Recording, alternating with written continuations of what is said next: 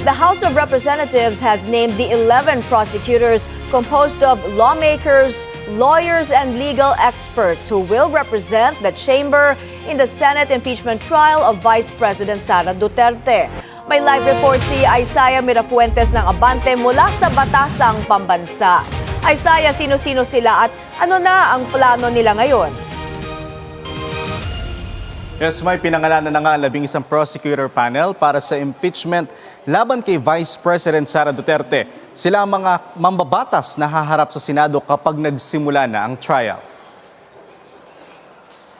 In accordance with Section 16, Rule 6 of the Rules of Procedure in Impeachment Proceedings, I move to elect the following members of the House of Representatives as prosecutors in trial on the impeachment against Vice President Sara Z. Duterte. 11 lahat ng prosecutor panel. Ito ay sina Representative Jervil Luistro, Bicol Saro Party List Representative Terry Ridon, Representative Ramon Rodrigo Gutierrez, Representative Isabel Zamora, Congressman Lawrence Defensor, Akbayan Party List Representative Chel Jokno, ML Representative Laila de Lima, Representative Gaka Bag-aw, Congressman Jonathan Kit Flores, kasama rin sina Representative Lordan Suan at Manila Representative Joel Chua. Sa lahat ng napiling prosecutor, kapansin-pansin nakasama si Bukidnon 2nd District Representative Jonathan Kit Flores kahit pa bumoto siyang abstain sa impeachment. Ayon kay ML Representative Laila de Lima, tinatanggap niya ang hamon na maging bahagi ng prosecutor panel at nagpapasalamat raw siya sa tiwala ng kanyang mga kasamahan.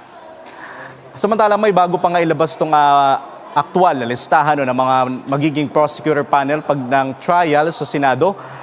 Ang ilang mga mambabatas ay naglabas na rin ng kanilang mga pahayag. Kabilang na nga dyan si Representative Terry Ridon. Ang sabi niya, handang-handa siya na maging prosecutor panel o ipaglaban ang mga ebidensya laban kay Vice President Sara Duterte. Samantala, may karamihan nga sa mga pangalang nabanggit ko kanina ay bahagi na ng prosecutor panel noong 2025 impeachment na laban din kay VP Sara, maliban na lang sa iilan katulad nila Representative Gaka Bag-aw, Representative Lordan Suan at Congressman Chel Jokno na ngayong taon pa lang sila magiging prosecutor panel ng impeachment. Mike. Maraming salamat Isaiah Mirafuentes, nag-Abante, nag-uulat ng live mula sa Batasang Pambansa.